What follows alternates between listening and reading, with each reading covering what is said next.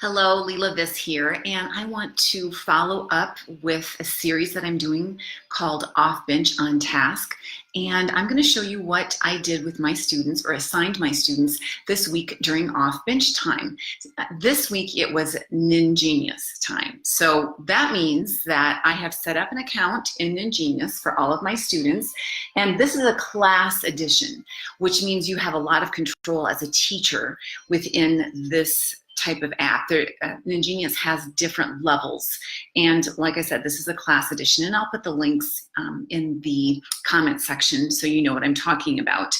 And what I did is that this past summer I did an extra camp group lesson type activity with my students, and we focused on groups of notes. And so I made all these different groupings of cards, and I wish I knew where I got these cards from because I love them and I would like to find a link to them so I could share them with you, and I'm gonna look hard. Hopefully I'll find them. So what I did is I have deep blue C, D, E, F, G. That's what I call that low C. And then I have middle C, D, E, F, G, and cow C, D, E, F, G, and face C, D, E, F, G. And then I also have a grouping called based on G. And I call this guitar gab because it spells the word gab, plus I just add the C and D. So I'm having students think in groups of 5 notes based around various landmark notes that I've used in the studio for a while. So the reason why I have these cards is because I wanted them to have a cheat sheet, especially for my beginners. I didn't want them to just be so stuck. I wanted to have reference cards for them. So they had access to these cards, and then in Ingenious you can customize, I'll put that close, you can customize different exercises in the play mode. So I've got guitar, G, A, B, C, D, space, gab. I mean, I've got all of them posted in here, and then they just find those and then they play those games. And let's see, I am not in instructor mode. So if I go into instructor mode right there, then I have to enter my password, and then I can set up exactly which notes I want students to review. So that's a wonderful feature about Ningenius. So they didn't have it first, and now they do have that.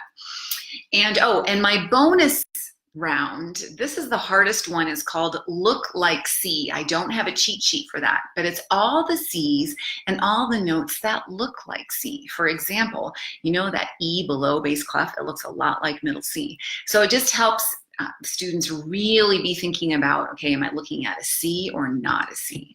So I've had a lot of fun having them review those kind of things. Now, on to what I do with this during off-bench time. What drives them to do so many rounds of Ningenius is this sheet that I've created, and it is at my blog. I'm going to put this link in the comments as well, because this sheet is where they keep track of how well they're doing.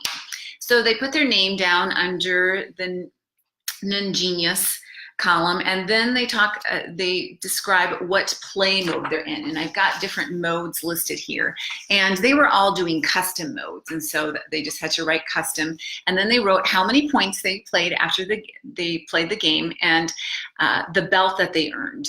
And then what I've done at the top here is I've given certain amounts of money for points. For instance, if they get under 1,000 points, they get $100. But if they get like over 10,000 points, they get $500. So I've just kind of set up a legend there, and they can figure out how much money they're gonna earn. And then $50 for a white belt, $60 for a gold belt, and so forth. So you earn a certain amount of money for the belts that you earn. So they write all of that in after they play, and then they have to add up their money and figure out how much they've earned, which is kind of good math skills too. And I just had a student here yesterday, and he said, oh man, I gotta play it again because I was just so close to 10,000.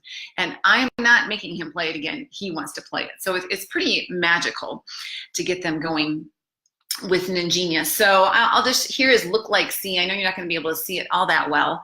And if I start playing this, you see the picture, and then you just have to choose the letter, and that is an E. That's not a C. So is that a C? Aha, yes, that is a C, and so forth. So that's how you play that game. And there's a couple of different options as far as how to identify the pitches. There's a study mode. What I also like, though, is, and the students didn't do this yesterday, there is also a rhythm mode that you can play. And I think that one's really cool as well. And I've just got this on easy mode, so I'll show you what the rhythm looks like. And there you see a picture of 3/4 notes and a quarter rest, and you have to decide which image is the closest to that. And I like how, yeah, they've got the numbers down there in the counting, but I like how there's little squares and how the beats are divided into columns. And because that's how I describe rhythm all the time to my students. So this one would be this one right there. And I got it right. And oh, let's see, I'm running out of time. This one would be that one right there. And of course, there's different levels. This is the easy level. So that is, again, Ningenius, and that will keep them busy for quite some time. And you know, like I said, they'll keep playing, especially because they know that they can earn some money with that.